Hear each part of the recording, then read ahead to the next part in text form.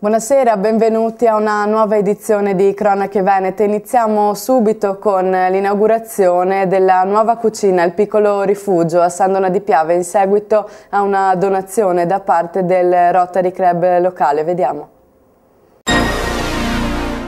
Siamo nella nuova sede di Piave TV, la televisione che nasce a San Donà, e che oggi dedichiamo questo spazio a un'iniziativa ideata dal presidente in carica del Rotary, dottor Dal Corso, che fa onore alla nostra città perché è un qualcosa che viene fatto per il Piccolo Rifugio. Ricordiamo che il Piccolo Rifugio sono 8 in 8 città, ma la principale è quella di San Donà. Allora Giorgio, cosa ci dici di questa iniziativa? Allora, l'iniziativa è stata effettivamente ideata dalla Rotary di San Donà di Piave. Consiste nel donare una cucina industriale da 21.000 euro al Piccolo Rifugio. È una cucina in grado di fornire 30.000 pasti all'anno, ci si può spingere fino a 50.000, quindi è una struttura importante e indispensabile al Piccolo Rifugio.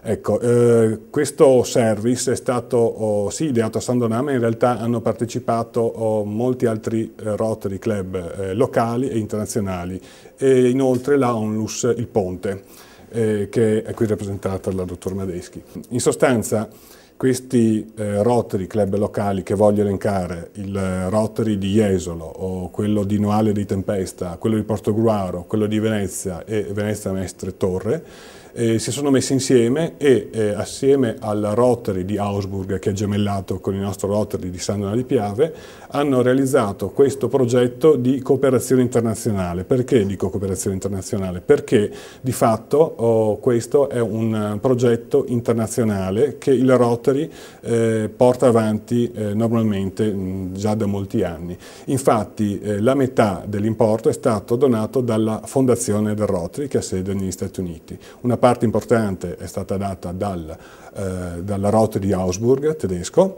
e per quanto riguarda la quota rimanente, in parti uguali i vari soggetti che ho elencato. Quello che davvero vorrei sottolineare è il rapporto di cooperazione internazionale tra queste entità, tra i Rotary Club, la fondazione del Rotary, che come ho detto ha dato il 50% dell'importo, e questo nuovo approccio alle azioni benefiche sul territorio.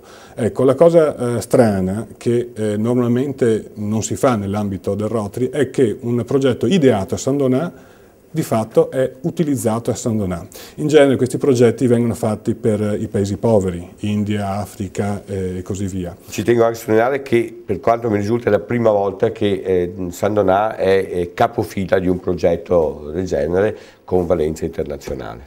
Diciamo che c'è un nuovo approccio della Fondazione ad aprire a progetti, se sono diciamo rilevanti dal punto di vista sociale, anche sul territorio. Ecco, questa è una cosa che effettivamente va sottolineata di questo progetto. Quasi sempre iniziative di questo tipo portano a un grande successo e come dire, a progetti tangibili e apprezzati. Certo.